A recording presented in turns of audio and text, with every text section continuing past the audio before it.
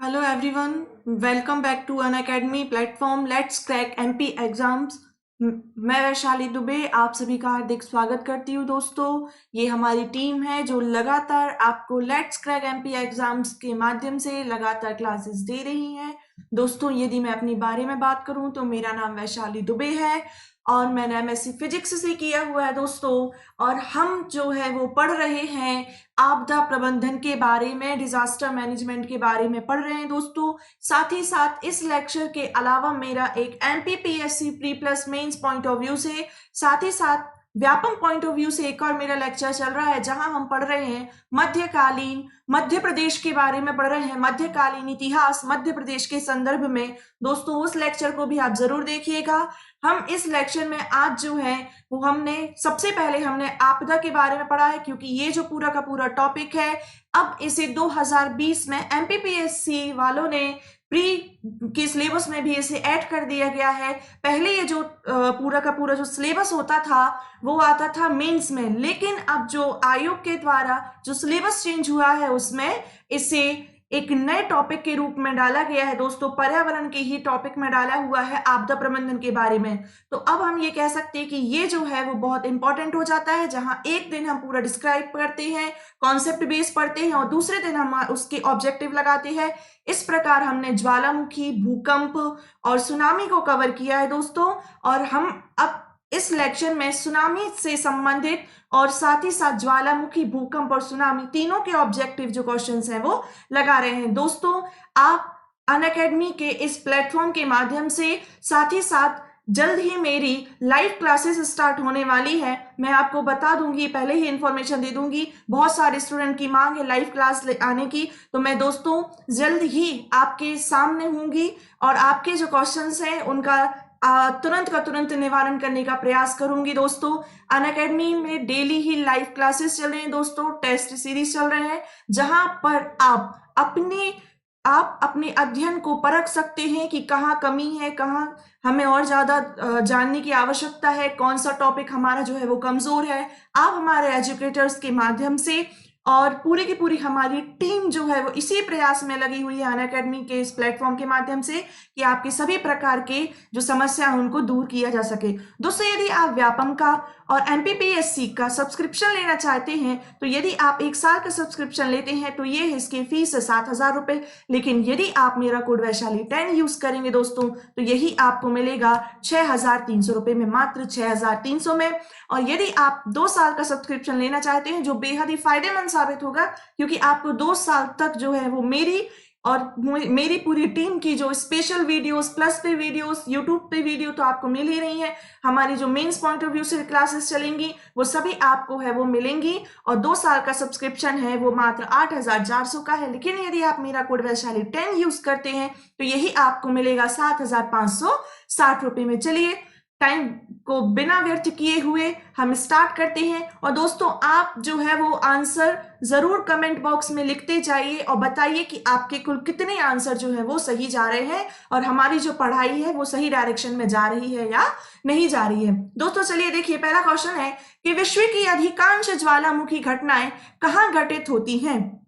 विश्व की अधिकांश ज्वालामुखी जो घटनाएं हैं वो कहाँ घटित होती हैं। तो रचनात्मक प्लेटों पर होती हैं, या भ्रंश मेखला के सहारे होती हैं, मोड़दार पर्वत के सहारे होती हैं, या विनाशात्मक प्लेट के किनारों पर होती हैं। विश्व की जो ज्वालामुखी घटनाएं हैं दोस्तों वो कहाँ घटित होती हैं, तो उसका सही आंसर है विनाशात्मक प्लेटों के किनारों पर होती हैं। क्योंकि जब ये ऐसी प्लेटें होती हैं जब इनमें कंपन उत्पन्न होता है या दरार उत्पन्न होती है और इसी कारण जो है वो ज्वालामुखी आता है। दोस्तों नेक्स्ट हमारा, इसको हमने बहुत अच्छे से पढ़ा था जब हमने ज्वालामुखी पढ़ा था कि क्या क्या कारण थे, और साथ ही साथ ज्वालामुखी से संबंधित पूरा का पूरा हर एक टॉपिक को कवर करते हुए आए थे हम। दोस्तों नेक्स्ट हमारा जो क्वेश्चन है कि विश्व के अधिकांश सक्रिय ज्वालामुखी जो एक्टिव वॉल्केनो है वो कहाँ पाए जाते हैं। विश्व के सर्वाधिक सक्रिय ज्वालामुखी कहाँ पाए जाते हैं, तो दोस्तों कहाँ पाए जाते हैं, प्राचीन पठारी क्षेत्रों में पाया जाता है, कि जो भी प्लेटो वाला क्षेत्र होता है वहां पाए जाते हैं, गहन सागरीय मैदानों में पाए जाते हैं, नवीन मोड़दार पर्वतीय क्षेत्रों में पाए जाते हैं, मतलब कि फोल्ड माउंटेन्स में पाए जाते हैं, या फिर मैदानी क्षेत्रों में पाए जाते हैं। तो दोस्तों जल्दी बताइए कि विश्व के अधिकांश सक्रिय ज्वालामुखी कहाँ पाए जाते हैं। ये हमने अलग से है पूरा का पूरा लिखा हुआ था जब हमने सक्रिय ज्वालामुखी पढ़ा था। तो बिल्कुल सही आंसर जो लोग दे रहे हैं या जो लोग नहीं भी दे रहे हैं तो प्रयास करें देने का कि नवीन मोड़दार पर्वतीय क्षेत्रों में, नवीन मोड़दार पर्वतीय क्षेत्रों में, जैसा कि आप देख सकते हैं इस पिक में देख सकते हैं कि ये जो आपको ये ग्रीन वाला पार्ट दिख रहा होगा माउंटेन का, ये क्या है, फोल्ड माउंटेन के रूप में है। जब माउंटेन हम पढ़ेंगे तब उसमें आप ज्योग्राफी में देख सकते हैं कि ये जो किस प्रकार से नवीन मोड़दार पर्वतीय क्षेत्रों का निर्माण होता है। तो इस वाले भाग में ही सबसे ज्यादा सक्रिय ज्वालामुखी पाए जाते हैं जहां पर जो है वो नवीन मोड़दार पर्वतीय क्षेत्र होते हैं। नेक्स्ट यदि हम बात करें क्वेश्चन की, तो निम्नलिखित में से कौन सा ज्वालामुखी उन 3 वर्गों में से शामिल नहीं है जो उनके उद्भव की आवृत्ति के आधार पर वर्गीकृत किए गए हैं। नेक्स्ट यदि हम बात करें इसके ऑप्शन की, तो फर्स्ट ऑप्शन है जागृत ज्वालामुखी, प्रक्षुब्ध ज्वालामुखी, मृत ज्वालामुखी या यौगिक ज्वालामुखी। तो हमें बताना है कि कौन सी कैटेगरी है वो ज्वालामुखी के इनमें से शामिल नहीं है। तो हमने पढ़ा था कि एक्टिव जो वोल्केनो होते हैं या जागृत ज्वालामुखी होते हैं कि ऐसे ज्वालामुखी होते हैं जिनमें लगातार उद्गार होता रहता है, जैसे कि माउंट कोटोपैक्सी था, कहां पर था, इक्वाडोर में था। नेक्स्ट यदि हम बात करें कि प्रक्षुब्ध ज्वालामुखी कि ऐसे ज्वालामुखी होते हैं जिनमें एक बार तो उद्गार हो गया है लेकिन काफी लंबे समय से इसमें उद्गार नहीं हुआ है, ऐसे ज्वालामुखी कहलाते हैं दोस्तों प्रक्षुब्ध ज्वालामुखी कि एक बार उद्गार हो गया है और उसके बाद काफी लंबे टाइम से इनमें कोई भी उद्गार नहीं हुआ है, जैसे कि विसुबियस। हमने पढ़ा था कि माउंट विसुबियस कहां पर था, तो इटली में था। नेक्स्ट हमने देखें तो मृत ज्वालामुखी या इन्हें शांत ज्वालामुखी के नाम से भी जाना जाता है कि ऐसे ज्वालामुखी जिनमें उद्गार नहीं हुआ है और उद्गार होने की संभावना है लेकिन काफी लंबे समय से, या ऐसे ज्वालामुखी जिनमें उद्गार ही नहीं हुआ है। यहाँ ऐसे ज्वालामुखी से लगातार जल वाष्प जो है वो निकलती रहती है, गीजर के रूप में ये लगातार जो है वो जलवाष्प निकलती रहती है। बहुत सारे हमने पढ़े थे इसमें से मृत ज्वालामुखी के कि जो जैसे कि कोपा कहाँ पर है, तो म्यांमार में था, हमने पढ़ा था। और भी बहुत सारे ज्वालामुखी, आप ज्वालामुखी से रिलेटेड जो ऑब्जेक्टिव मैंने बनाया हुआ है, एक वीडियो है मेरा इसके पहले, वो जरूर देखिए, उसमें बहुत सारे क्वेश्चंस जो है वो कवर हो जाएंगे आपकी। तो इसमें से इसका जो सही आंसर होगा वो बिल्कुल सही यौगिक ज्वालामुखी, जो ज्वालामुखी के 3 वर्गों में शामिल नहीं है। नेक्स्ट हमारे क्वेश्चन की बात करें तो वो क्वेश्चन है कि किस ज्वालामुखी में अक्सर उद्गार होते रहते हैं, जागृत, प्रक्षुब्ध, मृत या शांत। तो बिल्कुल सही आंसर है इसका जो सही आंसर वो क्या होगा, जागृत ज्वालामुखी जिनमें उद्गार होता रहता है। ये क्वेश्चन मोस्ट इंपॉर्टेंट है दोस्तों कि निम्नलिखित में से कौन सा ज्वालामुखी पर्वत का उदाहरण नहीं है। हमने देखा था कि ज्वालामुखी पर्वत, जब ज्वालामुखी का उद्गार होता है तो उसके द्वारा ही ज्वालामुखी पर्वत का ही निर्माण होता है, और इसमें से कौन सा ज्वालामुखी पर्वत का उदाहरण नहीं है, mount Etna, mount Fujiyama, mount black या माउंट किलिमंजारो। दोस्तों जल्दी बताइए ये सब ज्वालामुखी कहां पर आती है और इसका सही आंसर क्या है। तो सबसे पहले हम माउंट एटना की बात करें तो बिल्कुल ये ज्वालामुखी पर्वत का उदाहरण है जो इटली में है। माउंट फ्यूजियामा ये जापान में है। माउंट किलिमंजारो ये एक प्रकार का मृत या शांत ज्वालामुखी है जो अफ्रीका के तंजानिया क्षेत्र में आता है। तो इसका जो सही आंसर होगा वो होगा माउंट ब्लैक। माउंट ब्लैक है वो ज्वालामुखी पर्वत का उदाहरण नहीं है दोस्तों। और जैसा कि आप ये इमेज में देख सकते हैं ये पिक है माउंट ब्लैक की। दोस्तों किसकी है, ये माउंट ब्लैक की है और ये आता है अंटार्कटिका पर आता है। दोस्तों अंटार्कटिका पर ही जो है वो इस प्रकार का ज्वालामुखी निर्मित है जिसका नाम है माउंट ब्लैक। नेक्स्ट यदि हम बात करें अपने नेक्स्ट क्वेश्चन की तो वो क्या है कि ज्वालामुखियों के बारे में निम्नलिखित में से कौन सा कथन सत्य है कि यह पृथ्वी की क्रस्ट की एक नली होती है जिसके माध्यम से भूगर्भ की पिघली चट्टानें या मैग्मा अन्य पदार्थ बाहर आती है। तो लग रहा है हो सकता है। नेक्स्ट यदि हम देखें कि अक्सर इनकी नली के चारों ओर एक गोल कीपाकार पहाड़ी या पर्वतीय भाग का विस्तार हो जाता है, कि हम कहने का प्रयास जो कर रहे हैं वो ये है कि जब ज्वालामुखी का निर्माण हो रहा है या उद्गार हो रहा है तो एक प्रकार की जो है वो पहाड़ी, गोल कीपाकार पहाड़ी या पर्वतीय भाग का विस्तार हो जाता है। नेक्स्ट ज्वालामुखी जागृत, प्रसुप्त, शांत, मृत 3 प्रकार में वर्गीकृत किए गए हैं या उपर्युक्त सभी। तो बिल्कुल सही आंसर होगा उपर्युक्त सभी है इसका आंसर दोस्तों। कि क्या कह रहे हैं कि एक प्रकार की क्या होती है, भूगर्भ की पिघली चट्टानें होती हैं जिनसे लगातार मैग्मा आता रहता है, जो गोलकीपाकार पहाड़ी के रूप में होता है, और इसके 3 वर्गीकरण किए गए हैं। नेक्स्ट यदि हम बात करें नेक्स्ट क्वेश्चन की, तो ये है कि जो पृथ्वी की पपड़ी या जो अर्थ की जो क्रस्ट होती है, उसकी ठोस चट्टानों के नीचे जो पिघला हुआ पदार्थ होता है, जो कभी कभी ज्वालामुखी उद्गार के साथ धरती के ऊपरी तल पर आता है, उसे क्या कहा जाता है? मैग्मा, मैक्यूस, मार्स, क्या कहा जाता है, या मेसेटा? तो दोस्तों बिल्कुल सही आंसर इसका, इसे कहा जाता है दोस्तों मैग्मा। क्या कहा जाता है? इसे मैग्मा कहा जाता है। ठीक, फिर नेक्स्ट यदि हम बात करें अपने नेक्स्ट क्वेश्चन की, तो वो क्या है कि पेले अश्रु है, ये पेले टीएजो की उत्पत्ति कब होती है? तो ये इसका मैंने एक 1 लाइनर फैक्ट में डाला हुआ है, जब हमने ज्वालामुखी का ऑब्जेक्टिव लगाया था कि भूकंप के समय, प्लेट विवर्तनी के समय, ज्वालामुखी उद्गार के समय, या पर्वत निर्माण के समय। तो दोस्तों जो हवाई द्वीप है, हवाई द्वीप पर ही एक ज्वालामुखी है, और उस ज्वालामुखी का आप नाम बताइए कि हवाई द्वीप पर कौन सा ज्वालामुखी है, और उसकी ही उत्पत्ति जो है वो पेले टीयर्स के माध्यम से हुई है। तो इसका जो सही आंसर आएगा वो क्या आएगा? ज्वालामुखी उद्गार के समय आएगा, कि जो पेले अश्रु की उत्पत्ति होती है वो ज्वालामुखी उद्गार के समय होती है। नेक्स्ट यदि हम बात करें कि जलवायु में जलवाष्प के अलावा मुख्यतः कौन कौन सी गैसें होती हैं, ये बहुत बार क्वेश्चन पूछा जा चुका है कि ज्वालामुखी में जलवाष्प के अलावा नाइट्रोजन ऑक्सीजन होती है, हाइड्रोजन ऑक्सीजन होती है, कार्बन डाइऑक्साइड हाइड्रोजन या नाइट्रोजन होती है, सल्फर डाइऑक्साइड कार्बन डाइऑक्साइड या नाइट्रोजन होती है। दोस्तों ये क्वेश्चन मोस्ट इंपॉर्टेंट है, आप जल्दी से बताइए कि ज्वालामुखी में जलवाष्प के अलावा कौन कौन सी गैसें होती हैं? बताइए जल्दी आंसर बताइए।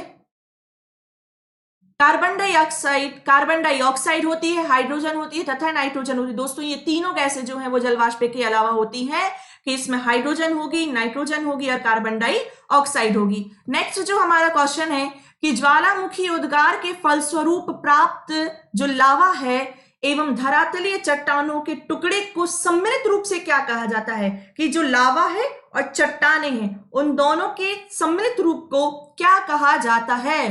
पायरोक्लास्ट कहा जाता है, ब्रेसिया कहा जाता है, लेपिली कहा जाता है, या स्कोरिया कहा जाता है? जल्दी दोस्तों ये नया क्वेश्चन है आप लोगों के लिए, इसका जो सही आंसर होगा उसे कहा जाता है पायरोक्लास्ट कहा जाता है, कि जो मैग्मा होता है साथ ही साथ जो धरातल पर टुकड़े निकलते हैं उनके सम्मिलित रूप को पायरोक्लास्ट के नाम से जाना जाता है। ये जो सभी हम ऑब्जेक्टिव पढ़ रहे हैं दोस्तों, ये 1 लाइनर फैक्ट के रूप में भी आप लिख सकते हैं चाहे तो, और जो भी हमें नए फैक्ट पढ़ते जा रहे हैं वो हम ज्वालामुखी वाले लेक्चर में जो हमने कवर किया था वहीं पर इन्हें ऐड कर सकते हैं। नोट्स जरूर बनाइए। बहुत से लोग पीडीएफ के बारे में पूछ रहे हैं दोस्तों, मैं अभी पीडीएफ प्रोवाइड नहीं करा रही हूं। मैं पीडीएफ प्रोवाइड नहीं कराने का एक मेरा कारण ये भी है कि यदि हम एमपी हिस्ट्री की बात करें या आपदा प्रबंधन की बात करें तो ये मोस्ट इंपॉर्टेंट टॉपिक हो जाते हैं। जब आप इन्हें खुद नहीं लिखेंगे, यदि आपके पास अभी पीडीएफ आ भी जाता है तो आप क्या करेंगे? उसे रख लेंगे, लिखेंगे नहीं। तो इस वजह से एक स्टूडेंट के तौर पर अभी मैं पीडीएफ प्रोवाइड नहीं करा रही हूं। जैसे ही आप जो है आपको ये चीजें याद हो जाएंगी कि आप खुद से जो है वो नोट्स आसानी से बना सकते हैं, 1-2 बार वीडियो को देखिए, लिखने का प्रयास कीजिए, अपने आप आपके नोट्स बनते जाएंगे। दोस्तों एमपी का जो हमारा चल रहा है कि जहां पर हम मध्यकालीन इतिहास के बारे में पढ़ते आ रहे थे और जहां पर हमने बुरहानपुर में सूफी परंपरा के बारे में पढ़ लिया है। आप एमपी पॉइंट ऑफ व्यू से वो लेक्चर भी बहुत ही इंपॉर्टेंट है, आप उन्हें भी जरूर देखें दोस्तों। नेक्स्ट हमारा जो क्वेश्चन है कि वह कौन सा महाद्वीप है जहां एक भी ज्वालामुखी नहीं है? बताइए जल्दी से। ऑस्ट्रेलिया, अंटार्कटिका, अफ्रीका या यूरोप? ऐसा कौन सा महाद्वीप है, ऐसा कौन सा कॉन्टिनेंट है जहां पर एक भी वोल्केनो है वो नहीं है? तो इसका बिल्कुल सही आंसर क्या आएगा? ऑस्ट्रेलिया, जहां एक भी ज्वालामुखी नहीं है। नेक्स्ट हमारा क्वेश्चन है कि अग्निवलय या सर्कल ऑफ फायर या इन्हें रिंग ऑफ फायर के नाम से भी जाना जाता है, वो किसे कहा जाता है? किसे कहा जाता है? जल्दी से बताइए कि अटलांटिक परिमेखला को कहा जाता है, हिंद परिमेखला को, प्रशांत परिमेखला को, या आर्कटिक परिमेखला को कहा जाता है? तो इसका सही आंसर आएगा प्रशांत महासागर या प्रशांत परिमेखला आएगा, जिसे रिंग ऑफ फायर के नाम से जाना जाता है।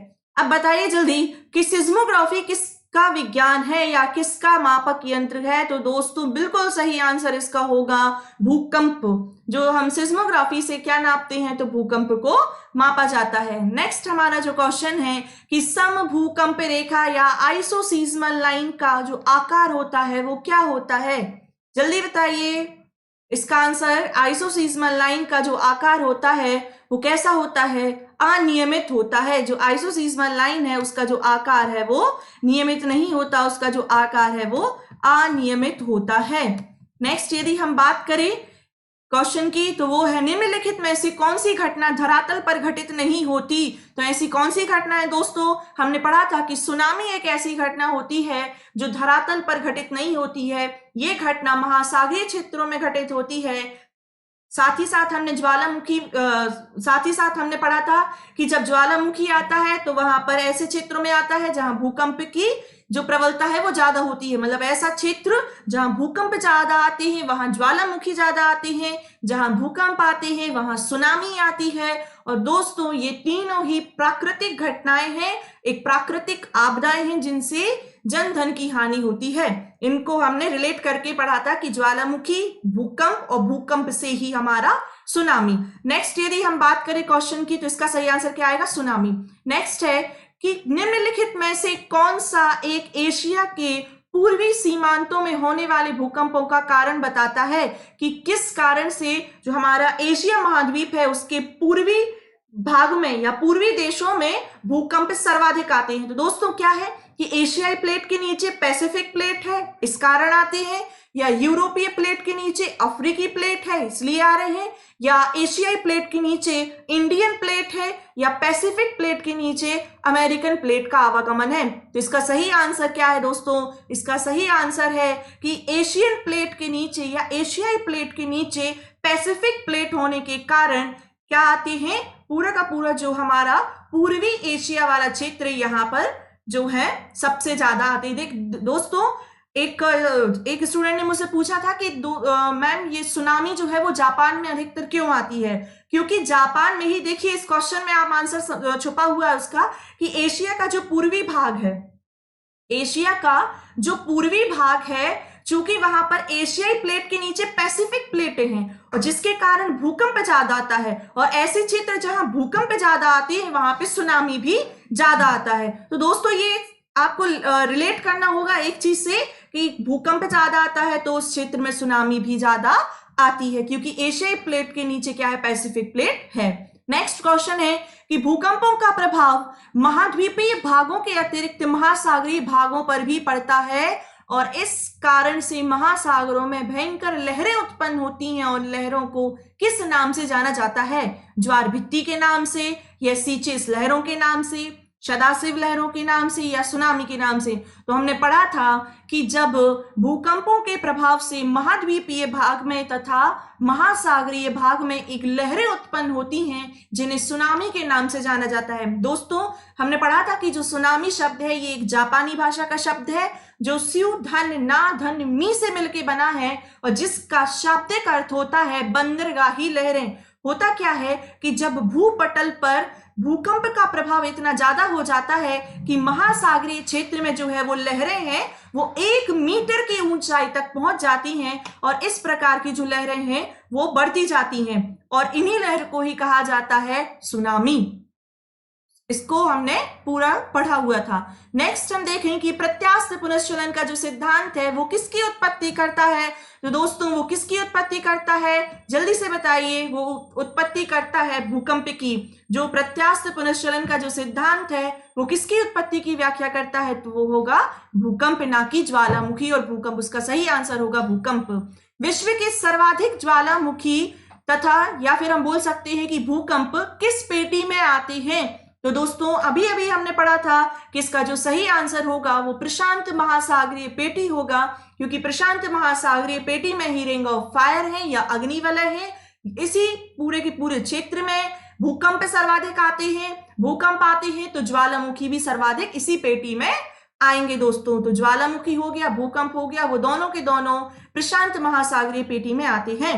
किस देश में भूकंप से उत्पन्न विनाशकारी समुद्री तरंगों को सुनामी कहा जाता है? दोस्तों इस क्वेश्चन को समझिए कि किस देश में जो भूकंप से उत्पन्न हो रही हैं ये क्या, विनाशकारी तरंगें। और ऐसी ही सी वेव्स को क्या कहा जाता है या सुनामी कहा जाता है किस देश में, तो जापान इसका सही आंसर होगा। अभी हमने पढ़ा कि जो सुनामी है वो जापानी भाषा का शब्द है और जापान में ही इसका जो नामकरण किया गया है और इसको सुनामी नाम दिया गया है। नेक्स्ट हम देखें कि तरल पदार्थों से होकर ना गुजर सकने वाली भूकंपीय लहर कौन सी है। मोस्ट इंपॉर्टेंट क्वेश्चन है कि PLS या इनमें से कोई नहीं। हमने जब भूकंप का लेक्चर पढ़ा था हमने पूरा डिटेल में इसे देखा था ये भूकंप क्या होता है, भूकंप के प्रकार। दोस्तों भूकंप के हमने प्रकार भी देखे थे कि ये दो प्रकार से भूकंप हमने पढ़ा था कि एक कृत्रिम भूकंप होता है, एक प्राकृतिक भूकंप होता है।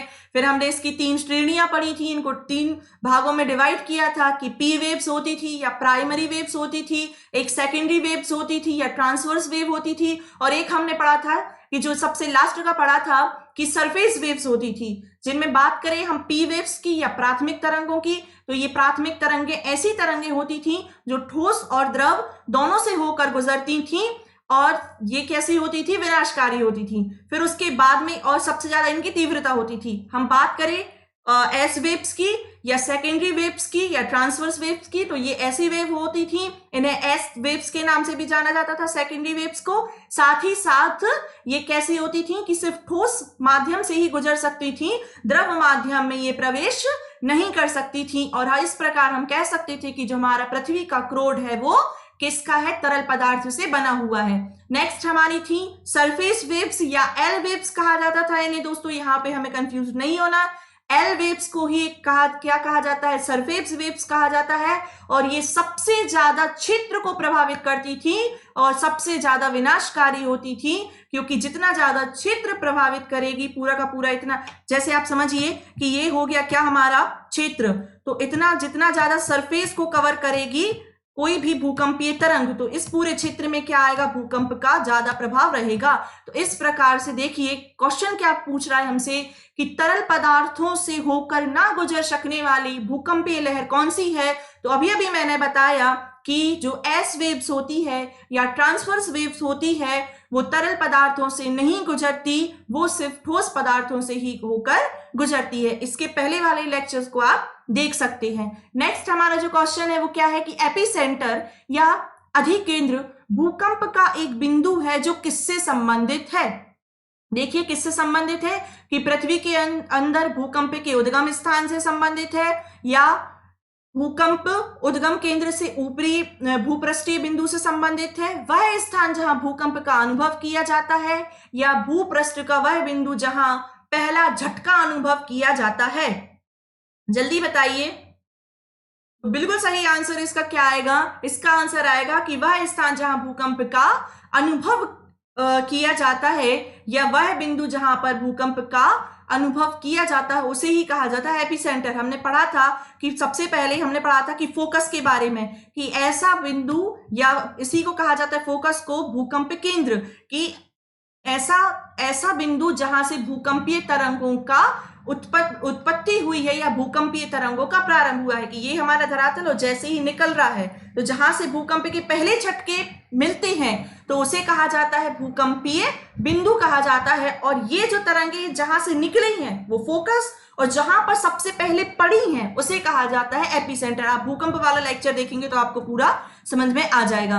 नेक्स्ट यदि हम बात करें कि निम्नलिखित में से कौन सी भूकंपीय तरंगें सर्वाधिक क्षति पहुंचाती हैं, प्राथमिक, द्वितीयक या दीर्घपृष्ठीय या क्षैतिजीय, तो बताइए जल्दी। तो अभी अभी हमने पढ़ा था कि दीर्घपृष्ठीय या सरफेस वेव्स या एल वेव्स जो होती हैं वो सर्वाधिक क्षति पहुंचाती हैं। नेक्स्ट यदि हम क्वेश्चन की बात करें दोस्तों कि निम्नलिखित में से कौन सा कथन सत्य नहीं है कि भूकंप के कारण समान बर्बादी वाले स्थानों को मिलाने वाली रेखा समभूकंप रेखा कही जाती है, बिल्कुल सही। नेक्स्ट यदि हम बात करें कि समभूकंप रेखा का आकार नियमित होता है या रेगुलर होता है, देखते हैं आगे। नेक्स्ट उन स्थानों को मिलाने वाली रेखा जहां भूकंप एक साथ आते हैं सह भूकंप रेखा कहलाती है, या हमारा है कि भूकंपीय तरंगों को अंकित करने वाला जो यंत्र होता है वो सिस्मोग्राफ कहलाता है। तो यहाँ पे सबसे पहला ऑप्शन क्या दे रहे हैं कि भूकंप के कारण समान बर्बादी वाले स्थानों को मिलाने वाली रेखा। दोस्तों बिल्कुल सही है, समभूकंप रेखा के नाम से ही जाना जाता है उसे। आइसोसीजमल लाइन के ही नाम से जाना जाता है कि ऐसे स्थान जो समान बर्बादी वाले क्षेत्र को दिखाती हैं कि इस वाले जैसे कि दो जगह पे फॉर एग्जांपल दो जगह भूकंप आया हुआ है और यहां पर ही क्या है कि जैसे मान लो एक जगह ये भूकंप आया है ए पे और एक भूकंप आया है वो कहां आया है बी और यहां पर जो है वो भूकंप की तीव्रता वो है वो एक सी मापी गई है। तो यहां पे जो इस स्थान को ही क्या कहा जाता है, समभूकंपीय रेखा कहा जाता है, जो समान बर्बादी वाले स्थानों को मिला रही है। नेक्स्ट, उन स्थानों को मिलाने वाली रेखा जहां भूकंप एक साथ आते हैं। तो बिल्कुल सही है कि एक ही टाइम पर आ रहे हैं। और इन स्थानों को मिलाने वाली रेखा कि जैसे इस पॉइंट पे एक साथ भूकंप आया है इन दोनों पॉइंट पे और इनको मिलाने वाली रेखा कहलाती है सहभूकंप। बर्बादी वाले स्थानों को मिलाने वाली सम और एक साथ टाइम के अकॉर्डिंग बात करें तो वो कहलाती है सहभूकंपीय रेखा। इसका जो सही आंसर आएगा वो क्या आएगा कि समभूकंपीय का जो रेखा का आकार होता है वो रेगुलर होता है, क्योंकि हम जानते हैं कि ये कथन गलत है और इसमें पूछा गया है कि कौन सा कथन सही नहीं है। तो इसका आंसर आएगा बी, क्योंकि समभूकंपीय रेखा का आकार नियमित नहीं होता है। कैसा होता है? इनरेगुलर होता है, रेगुलर नहीं होता। तो दोस्तों ये थे हमारे पूरे के पूरे ऑब्जेक्टिव, जहां हमने ज्वालामुखी, भूकंप और सुनामी के ऑब्जेक्टिव किए हैं। कल जो हमारा लेक्चर होगा वो भूस्खलन को लेकर होगा, हिमस्खलन को लेकर होगा दोस्तों, जहां हम बात करेंगे कि किस प्रकार से जो है वो पूरा का पूरा पर्वतीय क्षेत्र है वो बहकर नीचे आ जाता है और किस प्रकार से भूस्खलन के प्रकार होते हैं, भूस्खलन से संबंधित कौन कौन सी घटनाएं होती हैं। सुनामी का जो लेक्चर था वो मोस्ट इंपॉर्टेंट था, क्योंकि उसमें हमने डार्ट प्रणाली के बारे में पढ़ा था कि डार्ट प्रणाली क्या होती है, क्या सुनामी मीटर होता है और किस प्रकार से वो सिग्नल देता है। और आने वाले टाइम पीरियड में इसका प्रयोग बहुत ज्यादा बढ़ता जा रहा है सुनामी मीटर का, क्योंकि सुनामी एक ऐसी आपदा है जो लगातार दोस्तों पूरा का पूरा महासागरीय क्षेत्रों को प्रभावित करती जा रही है।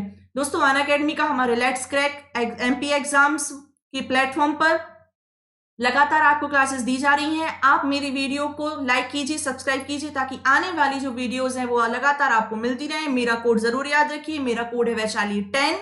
और इसी के बाद आगे वाले वीडियोस में बहुत टॉपिक के बारे में हम पढ़ेंगे। जब ये पूरी आपदाएं हम कवर कर लेंगे तो दोस्तों इसके साथ ही साथ मैंने ये सोचा है कि आप लोगों को केस स्टडी के बारे में भी मैं पूरा डिस्क्राइब करूंगी, जहां हम चार्नोबिल परमाणु संयंत्र घटना से लेकर जो यूक्रेन में हुई थी वहां से स्टार्ट करते हुए हमारी जम्मू कश्मीर में आई हुई बाढ़ को और उज्जैन में आई हुई त्रासदी को हम कवर करेंगे। पूरा का पूरा किन किन क्षेत्रों में कौन कौन सी आपदाएं विश्व की आई हुई हैं, विथ सन विथ डेट, हम इसको पूरा कवर करेंगे। और आपदा जैसे ही पूरा ये हमारा टॉपिक खत्म हो जाएगा तो हम चालू करेंगे इस पूरी की पूरी सीरीज में एक नया कोर्स चालू करेंगे। दोस्तों कमेंट बॉक्स में आप बताइएगा कि आपको किस टॉपिक में सबसे ज्यादा प्रॉब्लम है। हमारा एमपी का जो लेक्चर है वो चल ही रहा है, जहां पर हम पूरा का पूरा मेंस पॉइंट ऑफ व्यू से पढ़ रहे हैं।